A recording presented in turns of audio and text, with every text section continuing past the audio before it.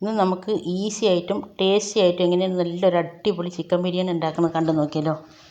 തുടക്കക്കാർക്ക് പോലും ഈസി ആയിട്ട് ഉണ്ടാക്കാൻ പറ്റുന്ന രൂപത്തിലാണ് ഞാൻ ഉണ്ടാക്കുന്നത്. ഇതിൻ്റെ എല്ലാം വിശദമായിട്ട് ഞാൻ ഇതിൽ പറയുന്നുണ്ട്. വീഡിയോ നിങ്ങൾ മുഴുവനായിട്ട് സ്കിപ്പ് ചെയ്യാതെ ഒന്ന് കാണുക. വീഡിയോ ഇഷ്ടമായി എല്ലാവരും ലൈക്ക് ചെയ്യാനും ഒന്നും മറന്നു പോയത്. അപ്പോൾ ഇതെങ്ങനെ ഉണ്ടാക്കുന്നത് കണ്ടു നോക്കിയാലോ. Welcome back to our channel. നമ്മുടെ പുതിയൊരു വീഡിയോയിലേക്ക് എൻ്റെ എല്ലാ കൂട്ടുകാർക്കും സ്വാഗതം. അതിൻ്റെ ചിക്കൻ കൊടുന്നപ്പോൾ നല്ലപോലെ കഴുകിയിട്ട് വെള്ളം വാരാൻ വേണ്ടി മാറ്റി വെച്ചിട്ടുണ്ട്. ഇനി നമ്മൾ ആദ്യം ഉണ്ടാക്കുന്നത് മസാലയാണ്. അതിന് ഞാനിതൊരു വായുവട്ടുള്ള ചട്ടി വെച്ചിട്ടുണ്ട്. അതിൽ 1/4 ടീസ്പൂൺ ഷാജീരകം, ഒരു തുണ്ട് ജാതിപത്രി, ഒരു തുണ്ട് പട്ട, 3-4 ഏലക്ക, അതുപോലെ തന്നെ 3-4 ഗ്രാമ്പു, ഒരു തുണ്ട് ബേ ലീഫ് ഇട്ട് കൊടുത്തിട്ടുണ്ട്. പിന്നെ ഒരു 1/2 ടീസ്പൂൺ വലിയ ജീരകം ഇട്ട് കൊടുക്കുന്നുണ്ട്. അതെല്ലാം നല്ലപോലെ പൊട്ടി അതിൻ്റെ ഫ്ലേവർ വരുന്ന സമയത്ത് ഞാനിതിലേക്ക് ഒരു 600 ഗ്രാം വലിയ ഉള്ളിയാണ്, അത് കനല്ലാതെ അരിഞ്ഞിട്ട് ഞാൻ ഇട്ട് കൊടുക്കുന്നുണ്ട്. നിങ്ങൾക്ക് എത്ര മസാല വേണ്ടതെന്ന് വെച്ചാൽ അതിനനുസരിച്ചിട്ട് ഇട്ട് കൊടുക്കുക. ഇത് ഞാൻ 2.5 കിലോ ചിക്കനായിട്ടാണ് ഉണ്ടാക്കുന്നത്. അതിനുള്ള മസാലയാണ് ഞാനീ പറയുന്നത്. നിങ്ങൾക്കിത് സെപ്പറേറ്റ് ഇതിങ്ങനെ ചിക്കൻ കറി മാത്രം വെക്കുകയാണെങ്കിൽ ഇതേ മസാല ഉണ്ടാക്കിയെടുക്കുക. അപ്പോൾ ഉള്ളി ഇട്ട് നല്ലപോലെ വഴന്നതിന് ശേഷം ഞാൻ അതിലേക്ക് കുറച്ച് ഉപ്പിട്ട് കൊടുക്കണം. ഉപ്പിട്ട് കൊടുത്ത് പറഞ്ഞാൽ പെട്ടെന്ന് നമ്മുടെ ഉള്ളി വഴന്ന് കിട്ടും. ഉള്ളി വഴലാൻ വേണ്ടിയിട്ട് നമ്മൾ ഉള്ളി ഇടുമ്പോൾ തന്നെ പെട്ടെന്ന് ഉപ്പിടരുത്. അപ്പോൾ നമ്മുടെ ബിരിയാണിക്ക് അത്ര ടേസ്റ്റ് ഉണ്ടാവില്ല. അപ്പം ഉള്ളിയൊക്കെ നല്ലപോലെ ഗോൾഡൻ ബ്രൗൺ കളറാവുന്നവരെ വഴറ്റിയെടുക്കണം. ആ സമയം കൊണ്ട് ഞാനിതിലേക്ക് 100 ഗ്രാം ഇഞ്ചി, 100 ഗ്രാം വെളുത്തുള്ളി തോല കളഞ്ഞതിന് ശേഷം നല്ലപോലെ അരച്ചെടുത്തിട്ടുണ്ട്. നമ്മൾ ഫ്രഷായിട്ട് അരച്ചെടുക്കുമ്പോഴാണ് നമ്മുടെ ബിരിയാണിക്ക് നല്ലൊരു ഫ്ലേവറും നല്ലൊരു ടേസ്റ്റും ഉണ്ടാകുക. ഇതൊക്കെ ഓരോ ടിപ്പാണ് കേട്ടോ. ഇതൊക്കെ നോട്ട് ചെയ്ത് വെച്ചോളൂ. നമ്മൾ അരച്ച് വെച്ച ഇഞ്ചി മസാല ഇടുന്നതിനെക്കാട്ടി അപ്പോഴേക്കപ്പോഴും അരച്ചിടുമ്പോഴാണ് നല്ല ഫ്ലേവർ ഉണ്ടാകുക. നമ്മൾ ഇഞ്ചി മസാല അരച്ചതിന് ഞാൻ 3 ടീസ്പൂണോടെ മാറ്റി വെച്ചിട്ടുണ്ട്. ബാക്കി മുഴുവനായിട്ട് ഞാൻ മസാലയ്ക്ക് ഇട്ട് കൊടുത്തിട്ടുണ്ട്. മസാല എന്നിട്ട് പച്ചമണം മാറുന്നവരെ നല്ലപോലെ വഴറ്റി കൊടുത്തിട്ടുണ്ട്. അതിന് ശേഷം ഞാൻ ഇതിലേക്ക് ഒരു 1/2 കിലോ തക്കാളിയാണ് ഇട്ട് കൊടുക്കുന്നത്. ഇഞ്ചി മസാലൻ്റെയും പച്ചമണം നല്ലപോലെ മാറിയതിന് ശേഷം നമ്മൾ തക്കാളി ഇട്ട് കൊടുത്തു. ഇനി തക്കാളി നല്ലപോലെ ഒന്ന് വഴന്ന് വെന്ത് സോഫ്റ്റായി കിട്ടണം. അപ്പോൾ തക്കാളിയൊക്കെ നല്ലപോലെ വെന്ത് സോഫ്റ്റായിട്ടുണ്ട്. അതിന് ശേഷം ഞാനിതിലേക്ക് ഒരു 1/4 കപ്പ് തൈരാണ് ഒഴിച്ച് കൊടുക്കുന്നത്. ഇത് പുളിയുള്ള തൈരാണ്. ഓവർ പുളി പാടില്ല. പുളി ഇല്ലാത്തതാണെങ്കിൽ ഒരു 1/2 കപ്പ് വരെ ഒഴിക്കുക. അത് കുറച്ച് പുളി ഉണ്ടായതുകൊണ്ട് ഞാൻ 1/4 കപ്പ് ഒഴിച്ച് കൊടുക്കുന്നത്. തൈര് ഒഴിച്ച് വരുമ്പോൾ തന്നെ പെട്ടെന്ന് വഴറ്റി കൊടുക്കണം, ഇല്ലെങ്കിൽ പിരിഞ്ഞു പോകുള്ളൂ. അതുകൊണ്ട് നല്ലപോലെ വഴറ്റി അതിൻ്റെ എണ്ണ തെളിയുന്നവരെ വഴറ്റി കൊടുക്കണം. കുട്ടികൾ ഓമക്കായി മുറിക്കാണ് കേട്ടോ. അപ്പോൾ ഞാൻ അതിൽ എടുത്ത് തിന്നാണ്. ഇതപ്പോൾ എണ്ണ നല്ലപോലെ തെളിഞ്ഞ് വന്നിട്ടുണ്ട്. തെളിഞ്ഞ് വന്നതിന് ശേഷം നമ്മൾ ഇതിലേക്ക് വേണ്ട മുളക് പൊടി, മഞ്ഞൾപ്പൊടിയൊക്കെ ഇടുന്നുണ്ട്, പൊടികൾ ഇടുന്നുണ്ട്. അതിലേക്ക് ഞാൻ 1 ടേബിൾ സ്പൂണ് നല്ല എരിവുള്ള മുളക് പൊടി തന്നെയാണ്. 1 ടേബിൾ സ്പൂണ് ഗരം മസാല ഇട്ട് കൊടുക്കുന്നുണ്ട്. പിന്നെ മഞ്ഞൾപ്പൊടി ഇട്ട് കൊടുക്കുന്നുണ്ട്. നിങ്ങൾക്ക് എരിവിനനുസരിച്ചിട്ട് മുളക് പൊടി ഇട്ട് കൊടുക്കുക.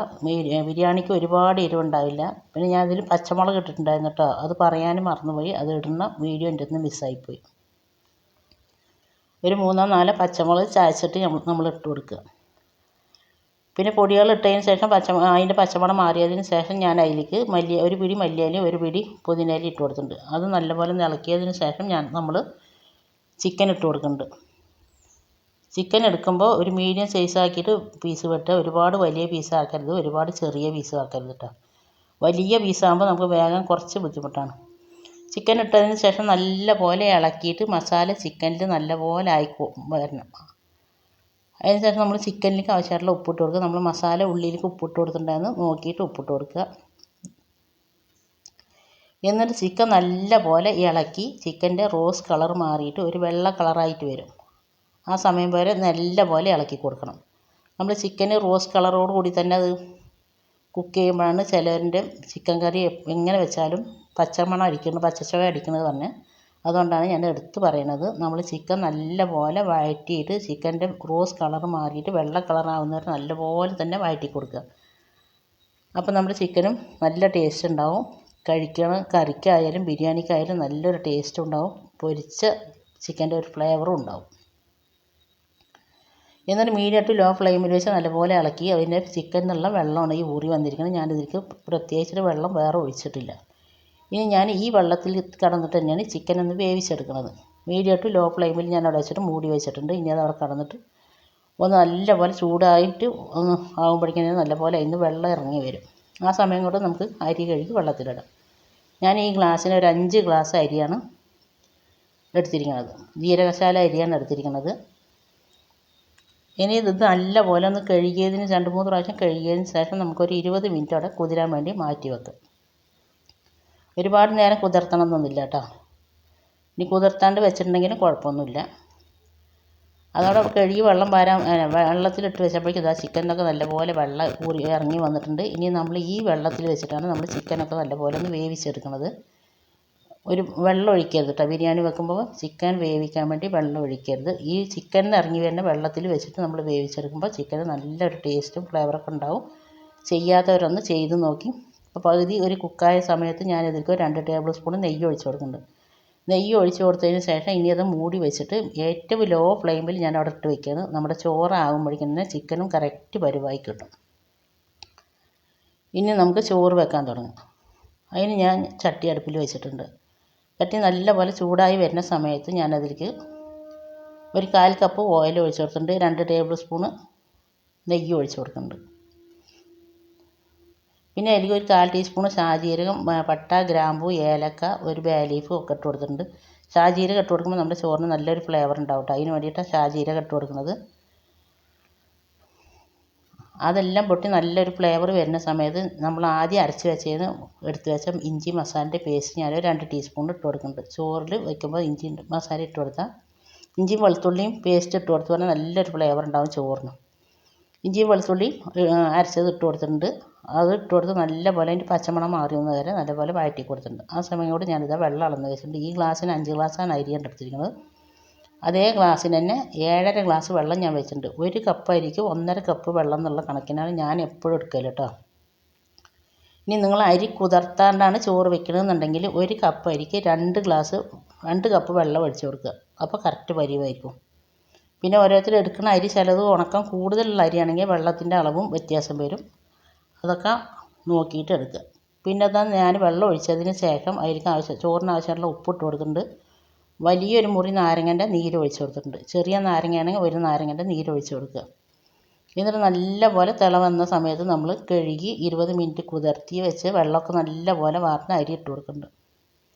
നിങ്ങൾ ബിരിയാണി ഇതുവരെ വെച്ച് ഉണ്ടാക്കിയത് ശരിയായില്ല എന്നുണ്ടെങ്കിൽ ഇതേപോലെ നിങ്ങളൊന്ന് ഉണ്ടാക്കി നോക്കി. ഒരിക്കലും ഫ്ലോപ്പ് ആവില്ല. 100% ഗ്യാരണ്ടിയുള്ള റെസിപ്പിയാണിത്. അരി ഇട്ട് കൊടുത്തതിന് ശേഷം ഉപ്പ് നോക്കുക. ഉപ്പ് ഒന്ന് കുറച്ച് മുന്നിട്ട് നിൽക്കണം കേട്ടോ വെള്ളത്തിൽ. അപ്പോഴാണ് ചോറിൽ കറക്റ്റ് പരുവായിട്ടുണ്ടാവുള്ളൂ. ഒരു 2-3 മിനിറ്റ് അരി ഇട്ട് 2-3 മിനിറ്റ് കഴിഞ്ഞപ്പോൾ തന്നെ നല്ലപോലെ തിളച്ചിട്ടുണ്ട്. ഹൈ ഫ്ലെയിമിലിടുക കേട്ടോ. അരി ഇട്ടതിന് ശേഷം ഹൈ ഫ്ലെയിമിലിടുക. ഹൈ ഫ്ലെയിമിലിട്ട് 2-3 മിനിറ്റ് ആകുമ്പോൾ നല്ലപോലെ തിളച്ച് വരും.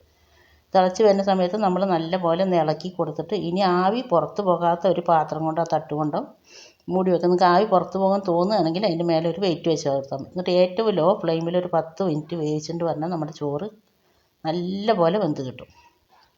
എനിക്ക് ഇങ്ങനെയാണ്. പിന്നെ ഓരോരുത്തരുടെ അടുപ്പിനനുസരിച്ചിട്ടായിരിക്കും കേട്ടോ. ഏറ്റവും ലോ ഫ്ലെയിമിലിട്ടിട്ട് തന്നെ വേവിച്ചെടുക്കുക. നമ്മൾ ഉള്ള അടുപ്പിൽ വെച്ചിട്ട് വലിയ അടുപ്പിൽ ബിരിയാണി വെക്കാൻ തുടങ്ങുക. പിന്നെ ഒരുപാട് കൂട്ടർ ചോദിച്ചതാണ് എത്ര ലിറ്ററിൻ്റെ പാത്രമാണ് 1 കിലോന് അരി വെക്കാൻ എടുക്കുകയെന്ന്. 5 ലിറ്ററിൻ്റെ ഒരു പാത്രമാണ് 1 കിലോന് അരി വെക്കാൻ എടുക്കുക. അറിയാത്തവർക്ക് വേണ്ടിയിട്ടാണ്. അപ്പോൾ ആ ചോറൊക്കെ നല്ലപോലെ വെന്ത് കിട്ടിയിട്ടുണ്ട്. ഇനി നമുക്ക് ദമ്മിടുക. ദമ്മിടുമ്പോൾ ചോറും നമ്മുടെ മസാലയും ഒരേ ചൂട് വേണം കേട്ടോ. അപ്പോഴാണ് പെട്ടെന്ന് ദമ്മായി കിട്ടുള്ളൂ. ഞാനൊരു ചട്ടി അടുപ്പിൽ വെച്ച് അതിൽ കുറച്ച് നെയ്യ് ഒഴിച്ച് കൊടുത്തിട്ടുണ്ട്. അതിന് ശേഷം ഞാൻ മേൽഭാഗത്തുള്ള ചോറ് മുഴുവനായിട്ട് ഞാൻ ഇതിലേക്ക് ഇട്ട് കൊടുക്കുന്നുണ്ട്. ഞാൻ ഫോൺ വെച്ചപ്പോൾ അപ്പുറത്ത് ചോറും മസാലയൊക്കെ വെക്കണം ചെമ്പ് കാണും വിചാരിച്ചിട്ടാണ്. അപ്പോൾ അത് കാണുന്നില്ല, സോറി. പിന്നെ നമ്മൾ മേൽഭാഗത്തുള്ള ചോറ് പകുതി ചോറ് ഞാൻ ഇതിലേക്ക് ഇട്ട് കൊടുത്തിട്ടുണ്ട്. ഇട്ട് കൊടുത്തതിന് ശേഷം നിങ്ങൾക്ക് ഇതിലേക്ക് ക്യാരറ്റോ പൈനാപ്പിളോ എന്ത് വേണമെങ്കിലും ഇട്ട് കൊടുക്കുക ചോറിൻ്റെ മീതെ. എന്നിട്ട് പിന്നെ നമ്മൾ മല്ലിയില പുതിനയില ഇട്ട് കൊടുത്തിട്ടുണ്ട്. വറുത്ത അണ്ടിപ്പരിപ്പ്, മുന്തിരി, ഉള്ളി ഒക്കെ ഇട്ട് കൊടുക്കുന്നുണ്ട്. പിന്നെ അതിന് ശേഷം ഞാനൊരു 1/4 കപ്പ് പാൽ എടുത്ത് അതിലൊരു ടീസ്പൂൺ മഞ്ഞൾപ്പൊടി കലക്കിയതിന് ശേഷം അതും ഒഴിച്ച് കൊടുക്കുന്നുണ്ട്.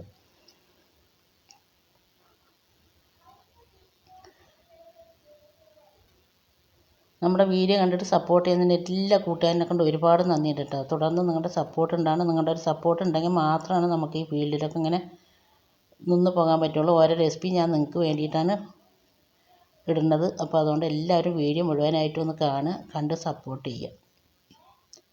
പിന്നെ അതാ നമ്മളതിന് ശേഷം മസാല ഞാൻ ഇട്ടിട്ടുണ്ട്. ചോറിൻ്റെ മീതെ എല്ലാ ഭാഗത്തും കിട്ടും പോലെ മസാല നമുക്ക് ഇതേപോലെ വേണം കേട്ടോ. കുറച്ച് ഒരുപാട് ഡ്രൈ ആകരുത്, ഒരുപാട് വെള്ളം ആകരുത്. അതിന് ശേഷം ഞാനത് ബാക്കിയുള്ള ചോറ് മുഴുവനായിട്ടും ഇതിൻ്റെ മേലെ ഇട്ട് കൊടുക്കുന്നുണ്ട്. ഇട്ട് കൊടുത്തതിന് ശേഷം നമ്മൾ ആദ്യം ചെയ്തതുപോലെ തന്നെ അണ്ടിപ്പരിപ്പ് മുന്തിരി ഇട്ട് കൊടുക്കുക, മല്ലിയില പുതിനയില ഇട്ട് കൊടുക്കുക, പിന്നെ മഞ്ഞൾപ്പൊടി കലക്കിയ പാൽ ഒഴിച്ച് കൊടുക്കുക. പിന്നെ നിങ്ങൾക്ക് എന്തെങ്കിലും എസൻസ് വേണമെങ്കിലും ഒഴിച്ച് കൊടുക്കാം കേട്ടോ. ഞാനിപ്പോൾ അതൊന്നും ഒഴിച്ച് കൊടുക്കുന്നില്ല. അല്ലാണ്ട് തന്നെ നല്ല ഫ്ലേവറും നല്ല ടേസ്റ്റുമാണ് ഈ ബിരിയാണിക്ക്. കഴിച്ചവരൊക്കെ നല്ല അഭിപ്രായം പറഞ്ഞ അടിപൊളി ബിരിയാണിയാണ്. ഇത് ഏത് പാർട്ടിയോ എന്തെങ്കിലും ഉണ്ടെങ്കിൽ ചെയ്യാനോ പെരുന്നാൾക്കോ പിന്നെ ക്രിസ്മസിനോ എന്തൊരു ആഘോഷത്തിന് ചെയ്യാനോ ഒക്കെ നല്ല അടിപൊളി നല്ലൊരു റെസിപ്പിയാണ്. ഇനി അതിൻ്റെ മേലെ ഞാൻ 2-3 ടേബിൾ സ്പൂൺ നെയ്യ് ഒഴിച്ച് കൊടുത്തിട്ടുണ്ട്. നെയ്യും കൂടി ഒഴിച്ച് കൊടുക്കുമ്പോൾ നല്ലൊരു ഫ്ലേവറും ഉണ്ടാവും, നമ്മുടെ ചോറ് നല്ലൊരു ഇതായിട്ടുണ്ടാവും കേട്ടോ. കുറച്ച് നെയ്യും ഓയിലൊക്കെ ഉണ്ടെങ്കിലാണ് ചോറ് ബിരിയാണി കഴിക്കാനും നല്ല ടേസ്റ്റ് ഉണ്ടാകുക.